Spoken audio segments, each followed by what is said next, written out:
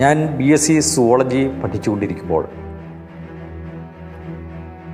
Practical ഉണ്ടായിരുന്നു. അപ്പോൾ തവളയെ കീറണം, പാറ്റയെ കീറണം, ചെമ്മീൻ കീറണം. ഇത് ലാബിൽ വെച്ച് ഒരു അധ്യാപകൻ കാണിച്ചു തരും. അപ്പോൾ പറഞ്ഞു കേട്ടുള്ള ഒരു കഥയാണിത്. ഒരു കോളേജിൽ ഒരു അധ്യാപകനുണ്ടായിരുന്നു. അധ്യാപകൻ ഇത് കീറുന്നതെല്ലാം കുട്ടികളെ കാണിക്കാനായിട്ടിരിക്കും. അദ്ദേഹം തവളയെ കീറാൻ തുടങ്ങുമ്പോൾ തന്നെ ആന്തരാവയവങ്ങളിൽ ഒരെണ്ണം പൊട്ടും. അപ്പോൾ അദ്ദേഹം ചിരിച്ചുകൊണ്ട് പറയും, നിങ്ങളിങ്ങനെ ചെയ്യരുത്, ചെയ്താൽ ഇങ്ങനെ തെറ്റ് സംഭവിക്കുമെന്ന് നിങ്ങളെ കാണിക്കാൻ വേണ്ടിയിട്ടാണ് ഞാൻ ഇത് ചെയ്തത്. അദ്ദേഹം വീണ്ടും തുടരും, അപ്പോഴും പൊട്ടും. കണ്ടോ, ഇങ്ങനെയും നിങ്ങൾ ചെയ്യരുത്. അങ്ങനെ എന്തെല്ലാം ചെയ്യരുത് എന്ന് അദ്ദേഹത്തിൻ്റെ പ്രാക്ടിക്കലിൽ നിന്ന് കുട്ടികൾക്ക് പെട്ടെന്ന് മനസ്സിലാകുമെന്നാണ് പല കുട്ടികളും പറഞ്ഞിട്ടുള്ളത്. അതുപോലെയാണ് ഈ ജഡ്ജ്മെൻറ്റ്. എന്തെല്ലാം ചെയ്യരുത് എന്ന് കാണിക്കുന്നതിനുള്ള ഏറ്റവും നല്ല ഒരു ജഡ്ജ്മെൻറ്റാണ് അഭയ കേസിലെ ജഡ്ജ്മെൻറ്റ്. ഇന്ത്യയുടെ ക്രിമിനൽ ചരിത്രത്തിൽ ആദ്യമായി എല്ലാ ഏജൻസികളും മാധ്യമങ്ങളും അതുപോലെ സത്യം പറയാൻ ബാധ്യസ്ഥരായ ജനാധിപത്യത്തിലെ എല്ലാ തൂണുകളും എല്ലാ ആളുകളും കേരളത്തിൻ്റെ പൊതുസമൂഹത്തിൻ്റെ 99% ആളുകളും അറിഞ്ഞോ അറിയാതെയോ തെറ്റിൻ്റെ ഭാഗത്ത് നിന്ന ഇന്ത്യയിൽ സംഭവിച്ച ഒരേ ഒരു കേസാണിത്.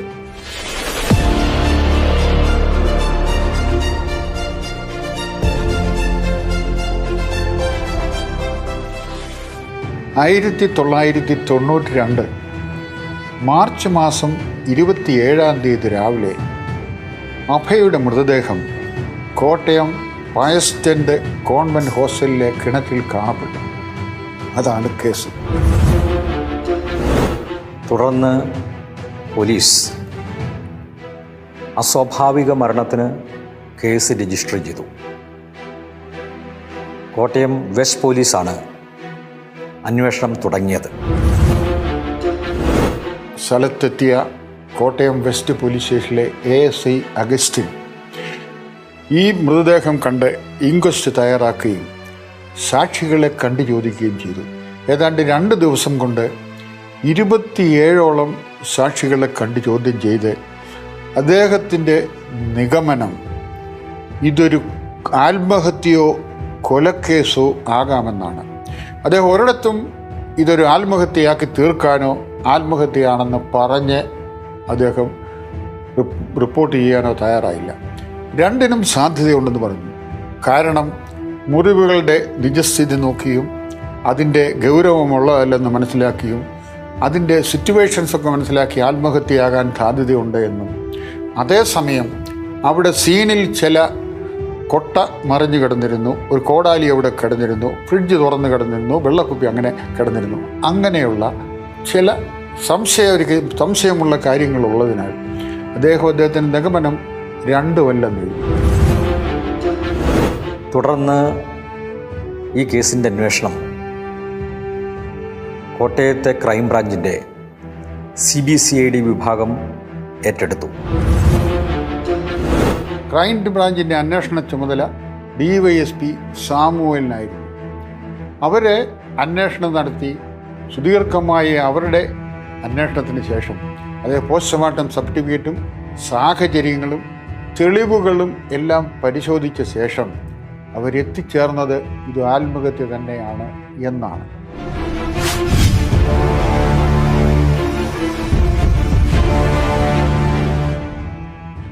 ക്രൈംബ്രാഞ്ചിന് ഇതൊരു ആത്മഹത്യയായിരുന്നുവെന്ന് പറഞ്ഞു തീർക്കാൻ വ്യക്തമായ കാരണങ്ങളുണ്ട്.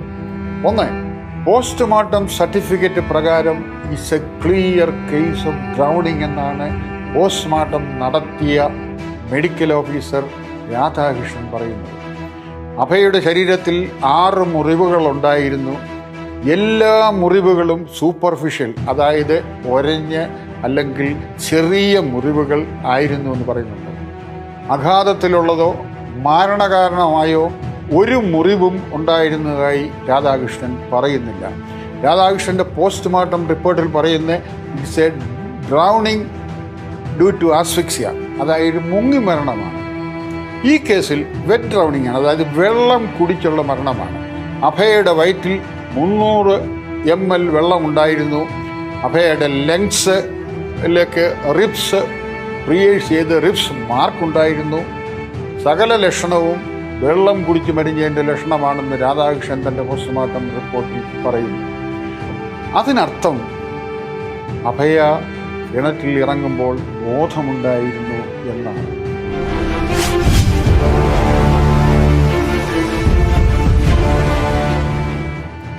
സിസ്റ്റർ അഭയയുടേതുപോലുള്ള ഒരു കേസിൽ പ്രോസിക്യൂഷൻ തെളിയിക്കേണ്ടത് പ്രതികൾ പരിക്കേൽപ്പിച്ചുവെന്നും ആ പരിക്കിൻ്റെ ഫലമായി സിസ്റ്റർ മരിച്ചുവെന്നുമായിരുന്നു. അങ്ങനെ കൊലപാതകം നടത്തി എന്ന് തെളിയിക്കണമായിരുന്നു. എങ്കിൽ മാത്രമേ അത് കൊലപാതകമായി തീരുകയുള്ളൂ. അപ്പോൾ ആദ്യത്തെ ചോദ്യം ഇതാണ്: സിസ്റ്റർ അഭയയുടെ മരണം കൊലപാതകമാണോ അതോ മറ്റെന്തെങ്കിലുമാണോ? സിസ്റ്റർ അഭയയുടെ മൃതദേഹം പോസ്റ്റ്മോർട്ടം ചെയ്തത് ഡോക്ടർ രാധാകൃഷ്ണനാണ്. ഡോക്ടറുടെ സർട്ടിഫിക്കറ്റിലും മൊഴിയിലും ഡോക്ടർ പറഞ്ഞിരിക്കുന്നത് ഈ മുറിവുകളെല്ലാം മൈനർ ആൻഡ് സിമ്പിൾ എന്നാണ്. എന്ന് വെച്ചാൽ നിസ്സാരവും ലളിതവും. മുറിവുകളൊന്നും സങ്കീർണമായിരുന്നില്ല. ഡോക്ടർ പറഞ്ഞു ഇതൊന്നും മരണത്തിന് കാരണമായിരുന്നില്ല. മരണകാരണം എന്ന് പറയുന്നത് സിസ്റ്റർ വെള്ളം കുടിച്ചതാണ്. ഡ്രൗണിംഗ് ആണ് സിസ്റ്ററിൻ്റെ മരണം. വെള്ളത്തിൽ വീണും സിസ്റ്റർ മരിച്ചതാണ്. എന്നാൽ പ്രോസിക്യൂഷൻ അത് സമ്മതിക്കുവാൻ തയ്യാറായിരുന്നില്ല. പ്രോസിക്യൂഷൻ്റെ അഭിപ്രായ പ്രകാരം സിസ്റ്ററിനെ പ്രതികൾ കൈക്കോടാലി പോലുള്ള ഒരു ആയുധം, എന്തോ ഒരു ആയുധം കൊണ്ട് തലയ്ക്ക് അടിച്ച് പരിക്കേൽപ്പിക്കുകയും ആ പരിക്കിൻ്റെ ഫലമായി തലച്ചോറിൽ രക്തസ്രാവം ഉണ്ടാവുകയും അങ്ങനെ സിസ്റ്റർ അഭയയ്ക്ക് ബോധക്ഷയമുണ്ടാവുകയും സിസ്റ്ററിൻ്റെ മരണം ഉറപ്പാക്കുന്നതിന് വേണ്ടി പ്രതികൾ അതിനെ തുടർന്ന് സിസ്റ്ററിനെ ജീവനോടുകൂടി കിണറ്റിൽ തള്ളുകയും ചെയ്തു. കിണറ്റിലെ വെള്ളം കുടിച്ചും രക്തസ്രാവത്തിൻ്റെ ഫലമായും സിസ്റ്റർ അഭയ മരിച്ചുപോയി. ഇതാണ് പ്രോസിക്യൂഷൻ തെളിയിക്കാൻ ശ്രമിച്ചത്. ഇത് കുറ്റാരോപണത്തിലെ ആരോപണത്തിന് എതിരാണ്. കുറ്റാരോപണത്തിൽ പറയുന്നത് സിസ്റ്റർ മരിച്ചതിന് ശേഷം സിസ്റ്ററിൻ്റെ മൃതദേഹം കിണറ്റിൽ തള്ളിയതാണ്. എന്തിനു വേണ്ടി? തങ്ങൾക്കെതിരെയുള്ള തെളിവ് നശിപ്പിക്കുന്നതിന് വേണ്ടി.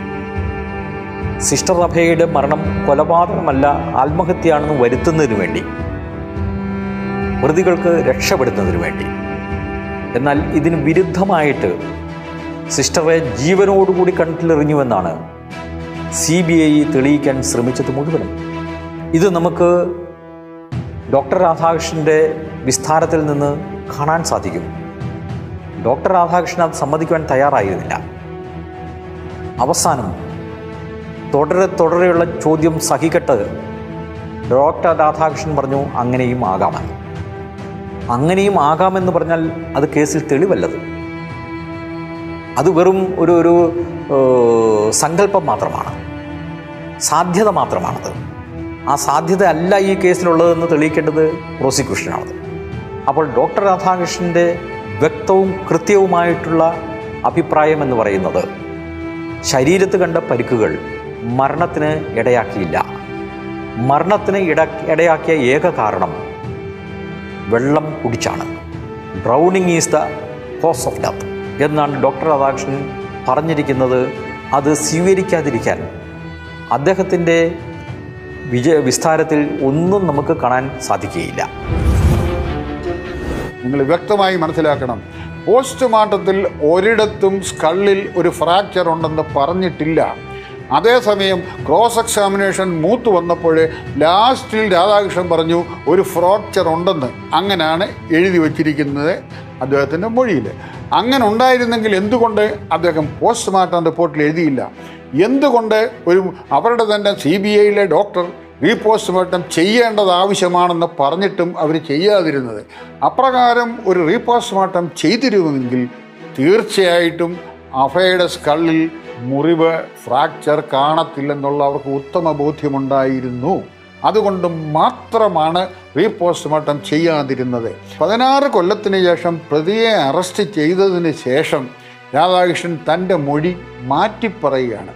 അതും 164 സ്റ്റേറ്റ്മെൻറ്റ് കൊടുക്കേണ്ട വന്ന സാഹചര്യത്തിൽ ഇന്ത്യയുടെ ക്രിമിനൽ ചരിത്രത്തിൽ ലോകത്തിലെങ്കിലും കേട്ടിട്ടില്ലാത്തൊരു പതിവാണ്. അതായത് ഒരു expert should speak about the records. ഒരു പോസ്റ്റ്മോർട്ടം നടത്തിയ ഡോക്ടർ പോസ്റ്റ്മോർട്ടത്തിൽ എന്തു പറയുന്നു, എന്താണ് രേഖപ്പെടുത്തി അതിൻ്റെ അടിസ്ഥാനത്തിൽ പറയാനുള്ള ആൾ മറ്റേ അടക്ക രാജുവിനെ പോലെയോ സാധാ വിറ്റ്നസിനെ പോലെയോ ജഡ്ജിയുടെ മജിസ്ട്രേറ്റിൻ്റെ മുൻപിൽ കൊണ്ടുപോയി ഒരു 164 സ്റ്റേറ്റ്മെൻറ്റ് കൊടുക്കേണ്ട ആവശ്യമില്ല. എന്തുകൊണ്ട് രാധാകൃഷ്ണൻ ഇതൊരു കൊലപാതകമാണെന്ന് അദ്ദേഹത്തെ 164 പ്രകാരം പിടിച്ചുകൊണ്ട് പോയി 164 കൊടുക്കുന്നതിന് മുമ്പ്, ഈ നന്ദകുമാർ പ്രതികളെ അറസ്റ്റ് ചെയ്യുന്നതിന് മുമ്പ് നീണ്ട 16 കൊല്ലം എന്തുകൊണ്ട് രാധാകൃഷ്ണൻ ഇതൊരു കൊലപാതകമാണെന്ന് പറഞ്ഞിട്ടില്ല? അതിൻ്റെ തന്നെ അർത്ഥം അദ്ദേഹം മാറ്റി പറഞ്ഞതാണ് എന്നുള്ളത് എല്ലാവർക്കും സുവ്യക്തമാണ്. അന്ന് DIG ആയിരുന്ന കുഞ്ഞുമൈദീൻ കുട്ടി അദ്ദേഹം ജീവിച്ചിരിപ്പുണ്ട്. അദ്ദേഹം ഡോക്ടർ കന്ദസ്വാമിക്ക് ഒരു ലെറ്റർ അയക്കുകയും കന്ദസ്വാമിയുടെ റിപ്പോർട്ട് ഹാജരാക്കുകയും ചെയ്തു. കന്ദസ്വാമി ഈ റെക്കോർഡുകളെല്ലാം പരിശോധിച്ച് നോക്കി. രാധാകൃഷ്ണൻ്റെ പോസ്റ്റ്മോർട്ടം സർട്ടിഫിക്കറ്റും CBIക്കാരുടെ റിപ്പോർട്ടും പരിശോധിച്ച് നോക്കിയ ശേഷം അദ്ദേഹത്തിൻ്റെ റിപ്പോർട്ടിൽ വ്യക്തമായി പറയുന്ന 5 പേജോളം വരുന്ന റിപ്പോർട്ടിൽ വ്യക്തമായി പറയുന്നത് ഇത് ക്ലിയറായിട്ടും ഒരു ആത്മഹത്യ തന്നെയാണ്. യാതൊരു സംശയവുമില്ല. രാധാകൃഷ്ണൻ്റെയും കേരള പോലീസിൻ്റെയും ഫൈൻഡിങ്സ് ആണ് കറക്റ്റ്. CBI പറയുന്ന പോലെയും CBIയുടെ ഡോക്ടർമാർ പറയുന്ന പോലെയും ഇതൊരു കൊലപാതകം അല്ല എന്ന് വ്യക്തമായി പറഞ്ഞിട്ടുണ്ട്. ഈ റിപ്പോർട്ട് മറച്ചു വെച്ചുകൊണ്ടാണ് കോടതിയിൽ കന്ദസ്വാമി തിരിച്ചു പറഞ്ഞെന്ന് പറഞ്ഞത്. ഇവര് രാധാകൃഷ്ണനോട് ചെയ്ത പോലെ ബുദ്ധിപൂർവം പ്രതികളെ അറസ്റ്റ് ചെയ്ത്, അതായത് 16 കൊല്ലത്തിന് ശേഷം പ്രതികളെ അറസ്റ്റ് ചെയ്തതിന് ശേഷം അദ്ദേഹത്തിനെ ഭീഷണിപ്പെടുത്തി അദ്ദേഹത്തിൻ്റെ 164 സ്റ്റേറ്റ്മെൻ്റ് എടുത്തു. കാരണം മാറിപ്പറയരുത്. അദ്ദേഹവും വളരെ രസകരമായിട്ട് കോടതി പറഞ്ഞ് അദ്ദേഹം ആദ്യം പറഞ്ഞ എല്ലാം പറഞ്ഞതിന് മറുപടി വിപരീതമായിട്ട്, അങ്ങനെയാണെങ്കിൽ ഇപ്പോൾ എനിക്ക് തോന്നുന്നത് ഇതൊരു കൊലപാതകമാണെന്ന് ഒഴുക്കം മട്ടിൽ ഏതാണ്ടൊക്കെ പറഞ്ഞേച്ച് അദ്ദേഹം മാറിക്കളഞ്ഞു. അദ്ദേഹം ആദ്യം എഴുതി കൊടുത്തതും ആദ്യം പറഞ്ഞതും ഇതൊരു കൊലപാതകമല്ല, ആത്മഹത്യ തന്നെയാണെന്നാണ്. അതാണ് വിസ്താര കോടതി വിസ്താരത്തിൽ മാറ്റിമറിച്ച് അതൊരു ആത്മഹത്യ അല്ല, അതൊരു കൊലപാതകമാക്കാൻ ശ്രമിച്ചത്. അപ്പോൾ റെക്കോർഡുകൾ കൊണ്ടും മെഡിക്കൽ എവിഡൻസ് കൊണ്ടും ഇതൊരു ആത്മഹത്യയാണെന്ന് പറയും. കന്ദസ്വാമി പറഞ്ഞത് പ്രതികൾ സിസ്റ്റർ അഭയയുടെ തലയ്ക്ക് ഏൽപ്പിച്ച പരിക്കു മൂലം സിസ്റ്റർ അഭയയുടെ തലച്ചോറിൽ രക്തസ്രാവം ഉണ്ടായി കാണുമെന്നും അതിൻ്റെ ഫലമായി സിസ്റ്റർ അഭയയ്ക്ക് ബോധക്ഷയമുണ്ടായി കാണുമെന്നും അങ്ങനെ സിസ്റ്റർ വെള്ളത്തിൽ വീണപ്പോൾ വെള്ളം കുടിക്കുകയും കൂടി ചെയ്തപ്പോൾ സിസ്റ്ററിൻ്റെ മരണം നടന്നുവെന്നുമാണ്. എന്ന് പറഞ്ഞു കഴിഞ്ഞാൽ സിസ്റ്ററിൻ്റെ മരണം പ്രതികൾ ഏൽപ്പിച്ചു എന്ന് പറയുന്ന പരിക്കിൻ്റെ ഫലമായും വെള്ളം കുടിച്ചതിൻ്റെ ഫലമായും ഒന്നിച്ച് ഉണ്ടായതാണ്. ഒരു കാര്യം നമ്മൾ ഓർമ്മിക്കണം, സുപ്രീം കോടതി അതിൻ്റെ വിധിയിൽ കൃത്യമായി പറഞ്ഞിട്ടുണ്ട്, 2 ഡോക്ടർമാരുടെ വ്യത്യസ്തമായ അഭിപ്രായങ്ങൾ വരികയാണെങ്കിൽ മൃതദേഹം കണ്ട ഡോക്ടറുടെ അഭിപ്രായം വേണം കോടതി സ്വീകരിക്കാനെന്ന്. അല്ലെങ്കിൽ അത്ര വ്യക്തമായ തെളിവ് വേണം. ഈ കേസിൽ അതുണ്ടായില്ല. വിചാരണ കോടതി സ്വീകരിച്ചത് മൃതദേഹം പോലും കണ്ടിട്ടില്ലാത്ത കന്ദസ്വാമിയുടെ പരീക്ഷണത്തിൻ്റെ ഫലമാണ്. അതൊരിക്കലും അംഗീകരിക്കാമായിരുന്നില്ല.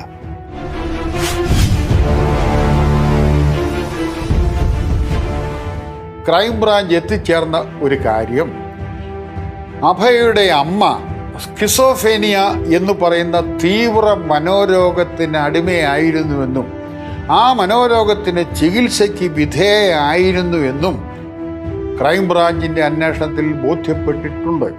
അതിൻ്റെ തെളിവ് അവരെടുത്തിട്ടുണ്ട്. പിറവത്തുള്ള ജേക്കബ്സ് ക്ലിനിക്ക് എന്ന് പറയുന്ന ക്ലിനിക്കിൽ കഴിഞ്ഞ 20 വർഷത്തോളം മനോരോഗത്തിന് ചികിത്സ നടത്തിയിരുന്നു എന്ന വിധത്തിൽ ക്രൈംബ്രാഞ്ചിൻ്റെ അന്വേഷണം നടത്തിയിട്ടുണ്ട്. ആ ക്രൈംബ്രാഞ്ച് അന്വേഷണം നടത്തിയ സാമുവൽ മരിച്ചുപോയി. അപ്പോൾ ക്രൈംബ്രാഞ്ചിൻ്റെ അത് അവർ സ്വീകരിച്ചിട്ടില്ല. അവർ ഈ ഡോക്ടർ കൊടുത്ത ചീട്ട് കീറിക്കളഞ്ഞിട്ട് അയാളെ ഭയപ്പെടുത്തി. അയാൾ പറഞ്ഞു, ഞാൻ പണ്ട് ലോക്കൽ പോലീസിന് പറഞ്ഞെങ്കിലും ഇവർക്ക് മാനസിക രോഗം വന്നത് പിന്നീടാണ്. ഏതെങ്കിലും ഒരു സൈക്യാട്രിസ്റ്റിനോട് നിങ്ങൾ ചോദിക്കേ, കേരളത്തിലുള്ള ഏതെങ്കിലും സൈക്യാട്രിസ്റ്റിനോട് ചോദിര്, പിന്നീട് വന്നാൽ നേരത്തെ വന്നാലും സ്ക്രിസോഫേനിയ ഇങ്ങനൊരു മാരക രോഗം വന്ന അനന്തരം അവർക്ക് കുടുംബക്കാർക്ക് ഇത്തരം മാനസിക രോഗം വരാൻ സാധ്യതയുണ്ടോ? എത്രത്തോളം സാധ്യതയുണ്ട്? 90% സാധ്യത എന്നുള്ളത് നിഷേധിക്കാനൊക്കെ മാത്രമോ? അഭയുടെ സ്വന്തം അമ്മാവൻ പല പ്രാവശ്യം കിണറ്റിൽ ചാടി ആത്മഹത്യ ചെയ്യാൻ ശ്രമിച്ചതിന് ശേഷം കിണറ്റിൽ അവസാനം ചാടി ആത്മഹത്യ ചെയ്തതായി പിറവം പോലീസ് സ്റ്റേഷൻ ആണെന്ന് തോന്നുന്നു ഒരു കേസ് രജിസ്റ്റർ ചെയ്തിട്ടുണ്ട്. അതിന് FIR എടുത്തിട്ടുണ്ട്. അതിന് ബന്ധപ്പെട്ട രേഖകൾ കോടതിയിൽ ഹാജരാക്കിയിട്ടുണ്ടെന്നാണ് എൻ്റെ വ്യക്തമായ അറിവ്. മൂന്നാമത് ക്രൈംബ്രാഞ്ച് കണ്ടെത്തിയ കാര്യം അവരുടെ പാട്രിമോണി കൊടുത്തിട്ടില്ല. അതായത് ഒരു മഠത്തിൽ ഒരാൾ ചേരുമ്പോൾ അവർക്ക് കുടുംബത്തിൽ നിന്ന് കൊടുക്കേണ്ട ഒരു വീതം അവർക്ക് കൊടുത്തിട്ടില്ല. അപ്പോൾ അവർക്ക് കൊടുക്കാത്ത വീതം കിട്ടാത്ത കാരണം അവർ മാനസികമായിട്ട് അവർക്ക് പ്രയാസം ഉണ്ടായിരുന്നു. കൂടാതെ അവരുടെ പഠിക്കുന്നതിൽ വളരെ മോശമായിരുന്നു. 8 മാർക്കാണ് കഴിഞ്ഞ പരീക്ഷയ്ക്ക് ലഭിച്ചത്. അങ്ങനെ പല കാരണങ്ങളാർക്കും അവർ ആത്മഹത്യ ചെയ്യാൻ സാധ്യതയുണ്ടെന്ന് മറ്റും അവരധികമായിട്ട് സംസാരിക്കുന്ന ആളല്ല, കൂടുതൽ ഇടപഴകത്തില്ലായിരുന്നു. അവരുടെ രീതിയും അവരുടെ പെരുമാറ്റ രീതിയും കണ്ടാൽ തന്നെ അവർക്ക് പിന്നീട് ബോധ്യപ്പെട്ടു ഇങ്ങനെയായിരുന്നു.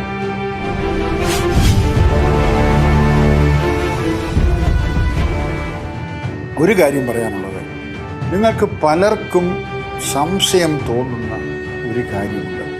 അത് ഞാൻ അംഗീകരിക്കുകയാണ്. അതായത് ഈ കേസിലെ 99% തെളിവുകൾ കൊണ്ടും രേഖകൾ കൊണ്ടും മെഡിക്കൽ എവിഡൻസ് കൊണ്ടും ഇതൊരു ആത്മഹത്യ തന്നെയാണ് എന്ന് ബോധ്യപ്പെട്ടു. പക്ഷേ ഇതിനകത്തൊരല്പം അപാകത പറ്റിയിട്ടുണ്ട്. ആ സീൻ ഓഫ് ക്രൈം, അതായത് അവിടുത്തെ വയസ്റ്റൻഡ് കോൺവെൻറ്റ് ഹോസ്റ്റലിലെ അടുക്കളയിൽ നമ്മൾ കാണപ്പെടുന്നത് ചില തെളിവുകൾ. കുട്ട മറിഞ്ഞു കിടക്കുന്നു, കോടാലി അവിടെ ഉണ്ട്, ചപ്പല് കിടക്കുന്നു, വെള്ളക്കുപ്പി ഫ്രിഡ്ജ് തുറന്നു കിടക്കുന്നു, വെള്ളക്കുപ്പി അവിടെ കിടക്കുന്നു. ഇത് കേവലം ഒരാത്മഹത്യയിൽ കാണപ്പെടുന്നതല്ല. സാധാരണഗതിക്ക് ഒരാത്മഹത്യയിൽ കാണപ്പെടാൻ സാധ്യത വളരെ കുറവുള്ളൊരു കാര്യമാണ്. അപ്പോൾ ഇത് പലരെയും തെറ്റിദ്ധരിപ്പിക്കുന്നത് ഇതൊരു കൊലപാതകമാകാൻ പാടില്ലേ എന്നാണ്.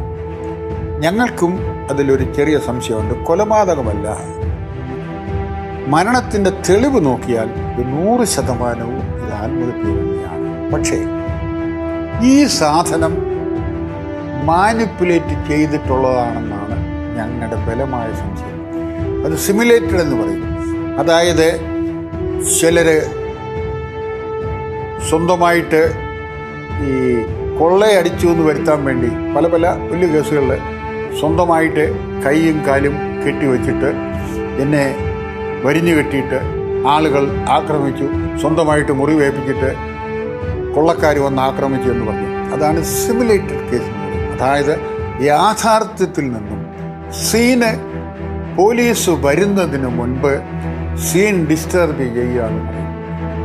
ഈ സംഭവത്തിൽ ഒന്നുകിൽ ആരോ മനഃപൂർവ്വം പോലീസും ബന്ധപ്പെട്ട അധികാരികളും വരുന്നതിന് മുൻപ് ഇതൊരു കൊലപാതകമല്ലേ എന്നൊരു സജഷൻ കൊടുക്കുന്നതിന് വേണ്ടി, എത്രത്തോളം സഭയുടെ ഉന്നതർ അറിഞ്ഞുവെന്നറിയില്ല, ആളുകൾ വരുന്നതിന് മുമ്പേ താഴെയുള്ളവരുടെ കൊച്ചു മനസ്സ്, കുസൃതി മനസ്സ് ഇപ്രകാരം പ്രവർത്തിച്ച് കാണില്ലേ എന്ന് ന്യായമായിട്ട് സംശയിക്കുക.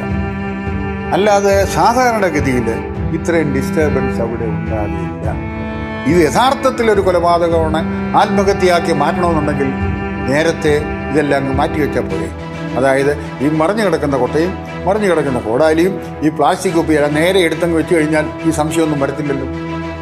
അപ്പം കൊലപാതകം ആത്മഹത്യയൊക്കെ ആക്കാൻ ശ്രമിച്ചാൽ ഈ സാധനങ്ങളെല്ലാം അവർ ക്ലീനാക്കി വെക്കും. അതേസമയം ആത്മഹത്യ കൊലപാതകമാക്കാൻ ശ്രമിച്ചാൽ ഇത്തരം തെളിവുകളൊക്കെ ഉണ്ടാക്കാൻ ശ്രമിക്കും.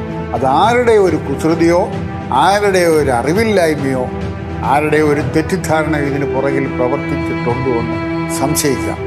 അതാണ് ഈ കേസിനെ ഏറ്റവും കോംപ്ലിക്കേറ്റഡ് ആക്കിയത്.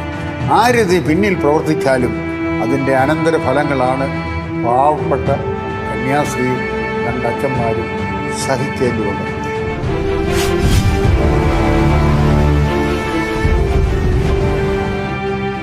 ഈ കേസിലെ തൊണ്ടുനിലകളായ അഭയുടെ ശിരോവസ്ത്രം, ചപ്പലുകൾ, പ്ലാസ്റ്റിക് കുപ്പി, ചെരുപ്പുകൾ തുടങ്ങിയവ, പേഴ്സണൽ ഡയറി തുടങ്ങിയവ നശിപ്പിച്ചത് കോട്ടയം RDO കോടതി തന്നെയാണെന്ന് വ്യക്തമായ റെക്കോർഡുകൾ പറയുന്നു. RDO കോടതിയിലെ KDIS 2580/92 ഡേറ്റഡ് 17/6/92 പ്രകാരം ഈ തൊണ്ടി മുതൽ നശിപ്പിച്ചത് RDO കോടതി തന്നെയാണെന്ന് RDO കോടതിയിലെ ഈ ഫയൽ തെളിയിക്കുന്നു. ഇപ്രകാരം തങ്ങൾ തന്നെ നശിപ്പിച്ചതാണെന്ന് RDO കോടതിയിലെ clerk Muraleedharan, head clerk Eliyamma, പിന്നെ RDO കിഷോർ IAS എന്നിവരും CBI മുൻപാകെ മൊഴി കൊടുത്തിട്ടുണ്ട്. കൂടാതെ അതിനുശേഷം അന്വേഷണ ഉദ്യോഗസ്ഥന് വന്ന CBI അന്വേഷണ ഉദ്യോഗസ്ഥരായ ഓഹ്രി, സുരീന്ദ്രപാൽ എന്നിവ കൊടുത്ത ഫൈനൽ റിപ്പോർട്ടിൽ വ്യക്തമായി ഈ തൊണ്ടി മുതലുകൾ നശിപ്പിച്ചത് RDO കോടതി തന്നെയാണ് എന്ന് വ്യക്തമായി പറഞ്ഞിട്ടുണ്ട്. RDO കോടതി എന്തിനിത് നശിപ്പിക്കണം? കാരണം യാതൊരു കാരണവുമില്ലാതെ ഈ സാധനങ്ങൾ നശിപ്പിക്കും. സുരേന്ദ്രപോളും മറ്റും പറയുന്നത് ഇത് ഒഫീഷ്യൽ ഡിസ്ട്രക്ഷൻ്റെ ഭാഗമായിട്ട് നശിപ്പിച്ചതെന്നാണ്. അപ്പം ആദ്യം CBI എടുത്ത സ്റ്റാൻഡ് ഈ സാധനങ്ങളെല്ലാം RDO കോടതി തങ്ങളുടെ ഒഫീഷ്യൽ ഡിസ്ട്രക്ഷൻ്റെ ഭാഗമായി ഇത് നശിപ്പിച്ചു എന്നാണ് പറയുന്നത്. ശ്രീ വർഗീസ് ബി തോമസ് ഈ കേസ് 29/3/93 ഇതിൻ്റെ FIR ഇട്ട് അന്വേഷണം ഏറ്റെടുത്ത് 3 മാസം കഴിഞ്ഞാണ് അദ്ദേഹം അന്വേഷണം നടത്താൻ ഇറങ്ങി പുറപ്പെടുന്നത്. അതായത് ഇത്രയും സെൻസേഷണലായ ഒരു മർഡർ കേസ് കേരള പോലീസിനെ കൊണ്ട് തെളിയിക്കാൻ സാധ്യമല്ല. CBI അന്വേഷണിക്കെന്ന് പറഞ്ഞ് നാട്ടുകാരുടെയും എല്ലാം പരാതിയുടെ അടിസ്ഥാനത്തിൽ ഏറ്റെടുത്ത വർഗീസ് പി തോമസ് 3 മാസം കഴിഞ്ഞാണ് തൻ്റെ ഫസ്റ്റ് ഇൻവെസ്റ്റിഗേഷൻ നടത്തുന്നത്. 3 മാസം കഴിഞ്ഞിട്ടാണ് അദ്ദേഹം RDO കോടതിയിൽ പോകുന്നത്. 3 മാസം കഴിഞ്ഞിട്ടാണ് അദ്ദേഹം പയസ്റ്റൻഡ് കോൺവെന്റിൽ കൃത്യസ്ഥലത്ത് പോകുന്നത്. അതിനോടകം ഈ സാധനം നശിപ്പിച്ചിരുന്നു, അല്ലെങ്കിൽ നശിപ്പിച്ചുവെന്ന് വർഗീസ് പി തോമസ് ഉറപ്പുവരുത്തിയിരുന്നു. കാരണം അദ്ദേഹത്തിൻ്റെ കൈവശമാണ് ഇതിരിക്കുന്നത്, അദ്ദേഹത്തിൻ്റെ ഉത്തരവാദിത്തത്തിലാണ്. CBI manual clause 10 section 10 clause 8 പറയുന്നത് ഒരു ഇൻവെസ്റ്റിഗേറ്റിംഗ് ഓഫീസർ, CBIയിലെ ഒരു ഇൻവെസ്റ്റിഗേറ്റിംഗ് ഓഫീസർ അന്യ യൂണിറ്റിൽ നിന്ന് ഒരു അന്വേഷണം ഏറ്റെടുത്ത് കഴിഞ്ഞാൽ ഉടനെ തന്നെ കൺസേൺഡ് കോടതിയിൽ ഇതിൻ്റെ അന്വേഷണം ഏറ്റെടുത്തുന്ന വിവരം അറിയിക്കുകയും ഈ തൊണ്ടി സാധനങ്ങളും രേഖകളും നശിച്ചു പോകാതെ സൂക്ഷിക്കേണ്ട തൻ്റെ കടമയുമാണെന്ന് CBI ആക്ട് സെക്ഷൻ 10 ക്ലോസ് 8 വ്യക്തമായി പറയുന്നുണ്ട്. വർഗീസ് അത് ചെയ്തില്ല. വർഗീസിൻ്റെ മനഃപൂർവമായ കുറ്റം അതിനകത്ത് വന്നിട്ടുണ്ട്. അദ്ദേഹം എന്തിനിത് ചെയ്തു അത് മനസ്സിലാക്കുമ്പോഴാണ് എന്തിന് RDO കോടതി ഒരു കാര്യവുമില്ലാതെ നശിപ്പിച്ചു, എന്തിന് വർഗീസ് തോമസ് ഇത്രയും കാലം അന്വേഷണം നടത്താതെ ഒളിച്ചു കളിച്ചു. ഇത് രണ്ടും കൂടെ ചേർത്ത് വായിക്കുമ്പോൾ ഇതിൻ്റെ കാര്യം മനസ്സിലാകും. കാരണം ഈ കേസ് ഒരു ആത്മഹത്യ അല്ല, കൊലപാതകമായി മാറണമെന്നുണ്ടെങ്കിൽ ഏറ്റവും ഇമ്പോർട്ടൻ്റ് റെക്കോർഡ് തെളിവ് അഭയയുടെ ശിരോവസ്ത്രമാണ്. അഭയയുടെ ശിരോവസ്ത്രം ഇൻക്വസ്റ്റും മഹത്തരം തയ്യാറാക്കി എടുത്തത് 300ഓളം ആളുകളുടെ സാന്നിധ്യത്തിലാണ്. അതായത് 150 അവിടുത്തെ അന്തേവാസികളും നാട്ടുകാരായ 100-300 ആളുകളും മഠത്തിനും പരിസരത്തിനും മുഴുവൻ ആൾക്കൂട്ടമായിരുന്നു. അവരുടെ എല്ലാം സമീപത്ത് വെച്ച് ഇൻക്വസ്റ്റ് തയ്യാറാക്കി സാക്ഷികളെ കണ്ട് ബോധിപ്പിച്ച് ആണ് ഈ സാധനങ്ങളെല്ലാം ഏറ്റെടുത്തത്. ആ സാധനത്തിൽ ഒരിടത്തും ഈ ശിരോവസ്ത്രത്തിൽ ഒരു മുറിവോ ഒരു പാടോ ഒരു കീറലോ ഒരു രക്തത്തുള്ളിയോ ഉണ്ടെന്ന് പറയുന്നില്ല. കാരണം വെള്ള വെയിലാണ്. ശിരോവസ്ത്രം അവരുടെ ആ കന്യാസ്ത്രീമാരുടെ ഓർഡർ അനുസരിച്ച് തൂവെള്ള ശിരോവസ്ത്രമാണ് ധരിച്ചിരുന്നത്. അപ്പോൾ ഇങ്ങനെ ഒരു ശിരോവസ്ത്രത്തിൽ കോടാലി കൊണ്ടടിച്ച് തലയ്ക്ക് മുറിവേൽപ്പിച്ച സിസ്റ്റർ അഭയ ധരിച്ചിരുന്ന ആ ശിരോവസ്ത്രത്തിൽ ഒരു തുള്ളി രക്തമോ ഒരു പാടോ ഇല്ലെന്ന് പറഞ്ഞാൽ വർഗീസിൻ്റെ കേസ് പോയി. അത് ആത്മഹത്യയായിട്ട് മാറും, കൊലപാതകം അല്ലാതാകും.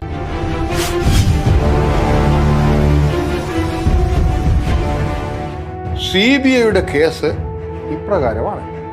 26-ാം തീയതി രാത്രിയിൽ 2 അച്ഛന്മാർ സാധാരണ വേഷത്തിൽ ഒരു സ്കൂട്ടറിൽ എത്തി.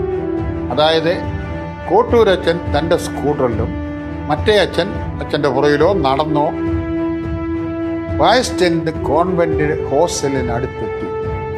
അവർ 2 പേരും 8 അടി പൊക്കമുള്ള മതിൽ ചാടിക്കടന്നു.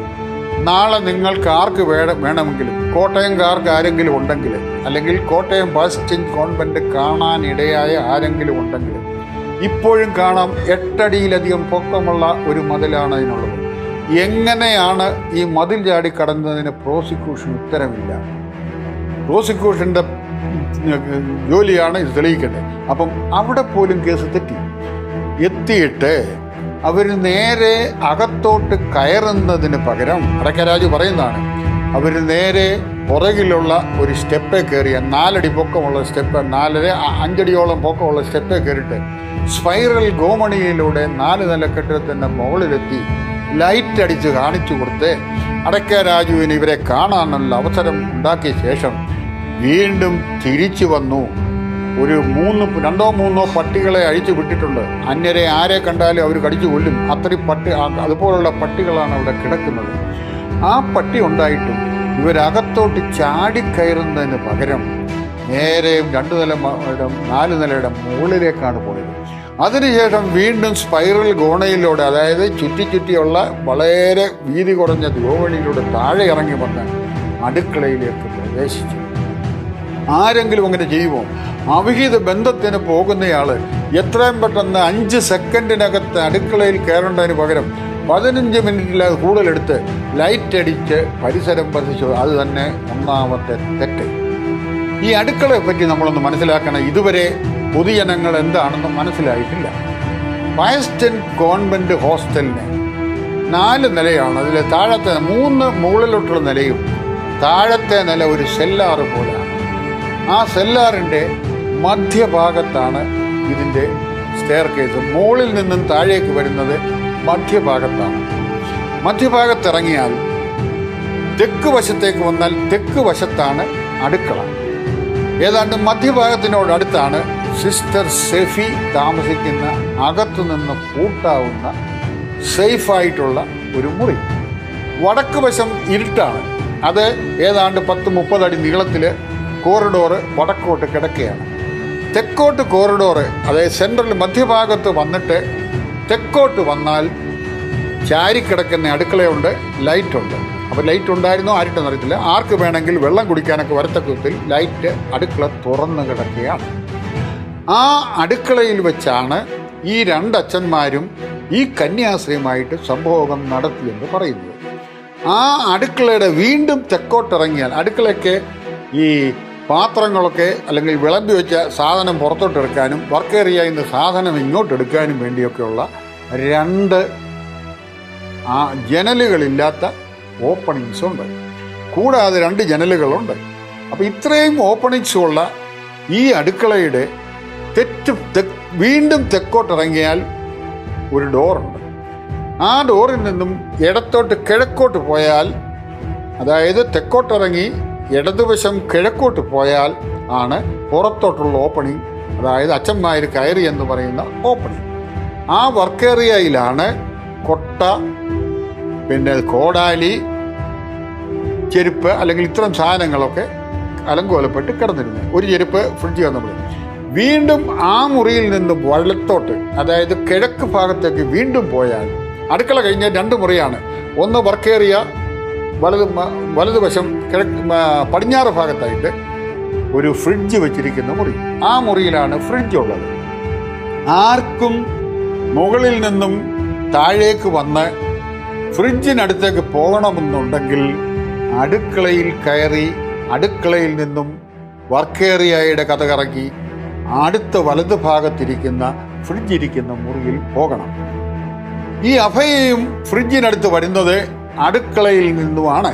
അതായത് താഴേക്ക് വന്നു, സ്റ്റെപ്സ് ഇറങ്ങി വന്നു, കോറിഡോറുകൾ കൂടെ വന്ന് അടുക്കളയിലെത്തി, അടുക്കളയുടെ തെക്ക് വശത്തുള്ള വർക്ക് ഏരിയയിലെത്തി, വർക്ക് ഏരിയയുടെ വലതുവശത്തുള്ള ഫ്രിഡ്ജിൽ നിന്നും വെള്ളമെടുക്കാനെത്തി.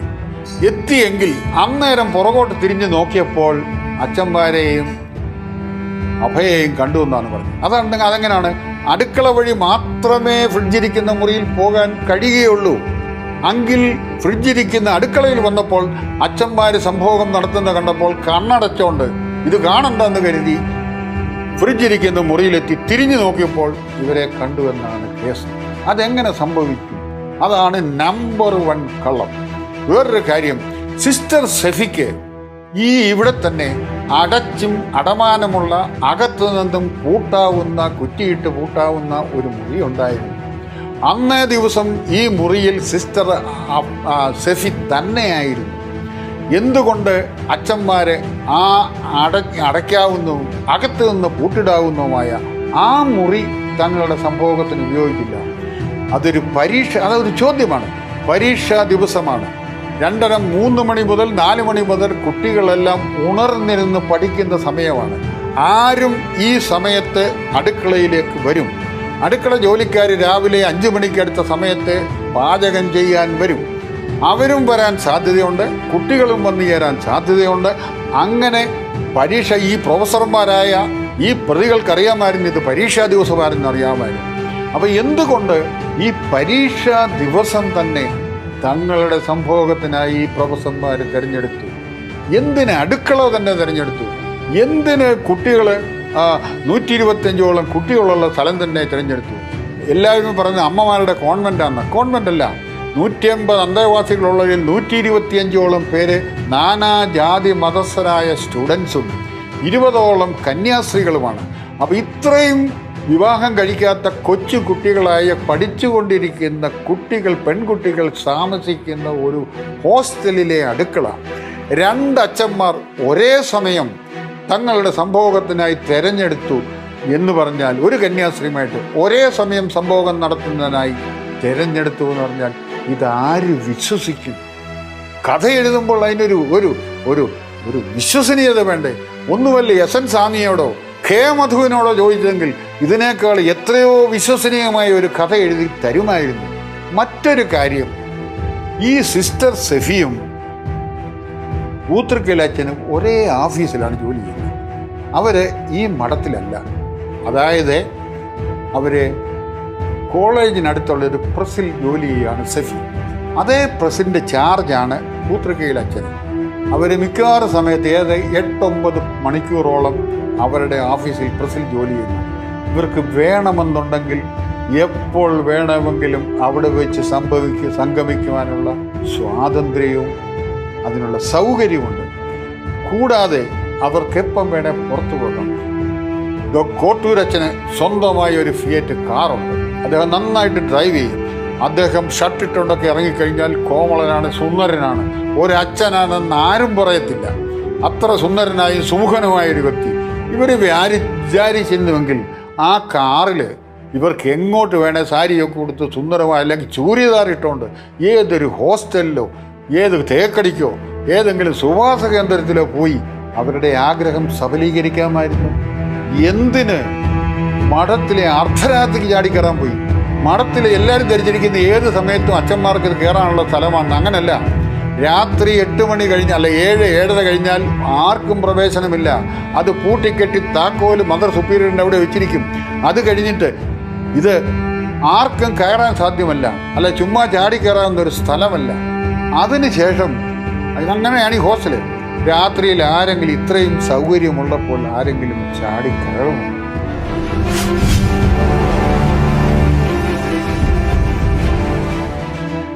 ഈ കോടാലി കൊണ്ടാണ് അഭയുടെ തലയ്ക്കടിച്ചു കൊന്നത് എന്നാണ് ഇവരുടെ കേസ്. അവിടെ ഒരു കോടാലി ഉണ്ടായിരുന്നു. ആ കോടാലി 4 വർഷത്തിന് ശേഷം, മഗസറിൽ ഒരു കോടാലി ഉണ്ടെന്ന് പറയുന്നുണ്ട്, അതായത് വലിയ കോടാലി. ആ കോടാലി 4 വർഷത്തിന് ശേഷം അവരുടെ തന്നെ ഒരു ഇൻവെസ്റ്റിഗേറ്റിംഗ് ഓഫീസർ, ഒരു സുരേന്ദ്രനോ ആരോ ഒരു DYSP അടുക്കളയിൽ നിന്നും കണ്ടെടുത്ത് മഗസർ എഴുതി കോടതിയിൽ ഹാജരാക്കിയിട്ടുണ്ട്.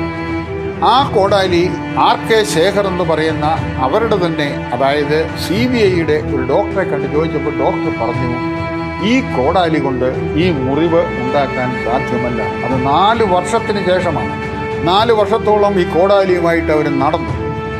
ഹേമയുടെ ജഡ്ജിന് മുമ്പാകെ എഴുതുമ്പോൾ നിങ്ങളുടെ ആയുധം എന്താണെന്ന് ചോദിച്ചപ്പോൾ അവിടെ ഹാജരായ പ്രോസിക്യൂട്ടർ പറഞ്ഞത് അത് കോടാലിയാകാം, ചുറ്റികയാകാം.